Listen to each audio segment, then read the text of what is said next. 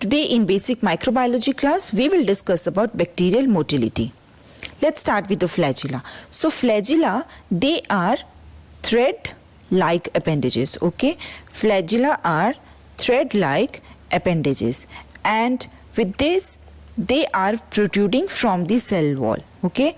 And one more important thing is that they are composed of the protein subunits, which is called as flagellin, okay? This is flagellin, it is a protein subunit. So they are composed of the protein subunit which is called as flagellin, okay? So these protein flagellin, okay, they are 30 to 20 micron long and 0.01 micron broad. Then what are the parts? First is the filament, okay? They are having filament, hook and basal body, 3 parts. Okay, what are the 3 parts? Filament, hook and basal body. So the basal body, it is made up of rings, okay, and it is continuously rotating by the protein development pump. Those rings are, they are continuously rotated by proton dependent pump, okay. This rotation, it is transmitted to filament causing the motility, okay. They are transmitted to the filament and this is the reason why it is causing motility. In gram-negative bacteria, this basal body, it is made up of 4 rings, okay. Gram-negative, it is made up of 4 rings. What are the 4 rings? MSPL. And in gram-positive, they are made up of 2 rings, okay. Gram-positive, it is made up of 2 rings and those are M and S. P and L, it is not there, okay. M and S in gram-positive bacteria and gram-negative bacteria, 4 rings, MSPL. Let's see this in a diagram. So this is gram-negative bacteria and this is gram-positive bacteria, okay. So in gram-negative bacteria, what did I say? They are having 4 rings, M, S, P, okay. This is the P1, P and L. And they are continuously rotated by proton dependent pump, okay. Proton dependent pump. They are continuously rotated by proton dependent pump. Then this is the gram positive bacteria. It is having 2 rings, M and S, okay. This is the M ring and this is the S ring, okay. M and S ring, okay. This is gram positive bacteria. So the distribution, it is mainly divided into 4 parts. First is the monotrichous. So this is also called as single polar flagellum, okay. And the example is Vibrio and Pseudomonas aeruginosa. Then is lophotrichous, okay. Lophotrichous, lopho means multiple polar flagellum. And the example is multiple flagella at the single pole, okay. And the example is H. pylori and Campylobacter. Then is amphitrichous. Now amphitrichous means flagella on both the poles, okay. Amphitrichous means flagella on both the poles and the example is Campylobacter and Spirillum. Then is peritrichous. Now peritrichous is the flagella all over the surface of the bacterium, okay. And what is the example? Example is Bacillus, Clostridium, Enterobacteriaceae family members and Vibrio parahemolyticus. So these are the type of flagellar arrangement. You can see the one flagella at the polar, they are the polar or monotrichous, single flagellum at one pole, and lophotrichous having the tuft of flagella at one pole, and amphitrichous flagella at both the poles, and this is peritrichous, flagella all over the surface of the bacteria, and this is amphilophotrichous, okay. This is the tuft of flagella at the both ends, and this example of this amphilophus is the spirillum, okay. Spirillum. Example of this amphilophotrichous, it is spirillum, where the tuft of flagella are at one or the both ends, okay. Then is about the endoflagellate. They are found in a periplasmic space. They are present in the spirochetes, and demonstration of flagella, it can be done by 2 ways. Direct method, which is by electron microscope. And how is it is done by electron microscope? So electron microscope or the dark ground phase contract, this is the direct method. The second one is the Leifson's method and Rieu's impregnation, okay. This is the method. Now what happens in this? We do tannic acid staining. Tannic acid staining.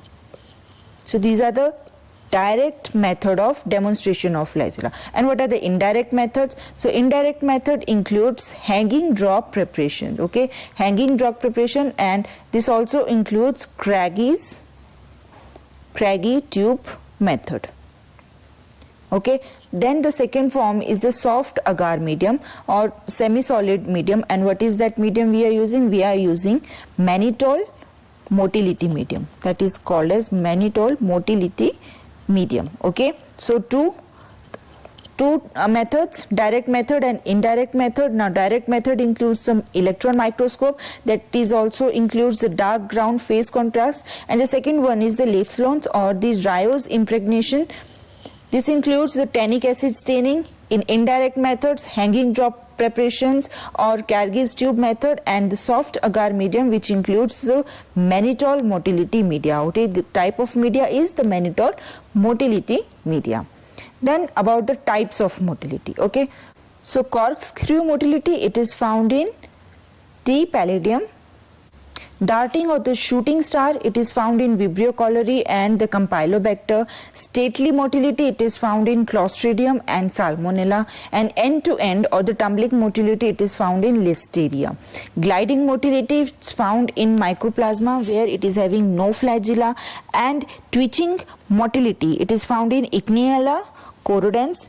It is also having no flagella. And another one is the differential motility.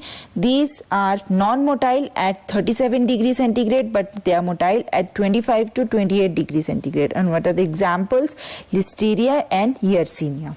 Next is the Pilli or fimbriae. Okay, what are Pilli and fimbriae? They are protein in nature and made up of repeating subunit of protein, filin. And what are those flagella? They are made up of protein subunit flagellin, and here Pilli or the fimbriae, they are the repeating subunit of protein, filin. So don't get confused between these two. Then what are the types of Pilli? Okay, first is the common Pilli. They are of 6 types. Okay, just an extra point over here. This common Pilli, they are of 6 types. These mediate adhesion only in gram-negative bacteria. This common Pilli, they are found only in gram-negative bacteria. Then the second is the sex Pilli. It is also called as F or the fertility Pilli. It helps in bacterial conjugation. Okay, and it is found in gram-positive and gram-negative bacteria.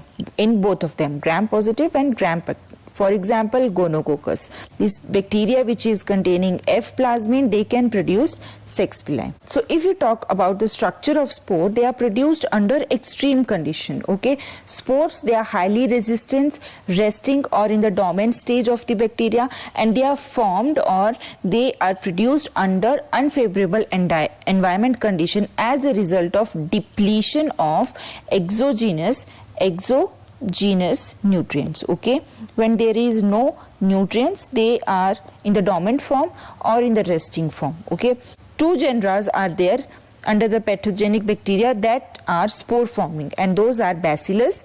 Bacillus, they are non-bulging, they are found in soil and culture only, and Clostridium, they are the bulging in soil, culture and human body.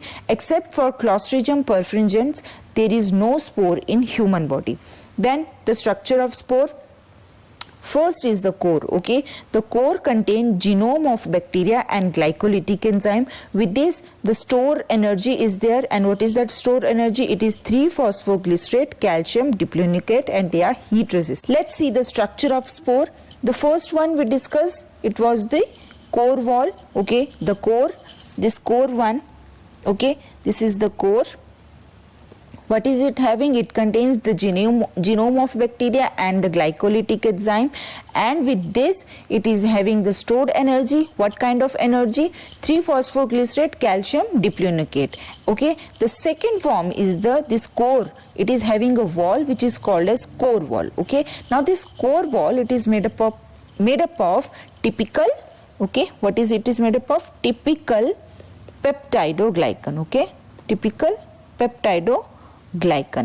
This is the cortex. Okay, this blue one, this is the spore cortex. Now next to this spore wall, they are made up of atypical peptidoglycan. See, the core wall, it was made of typical peptidoglycan, but this cortex, it is made up of atypical peptidoglycan. Okay,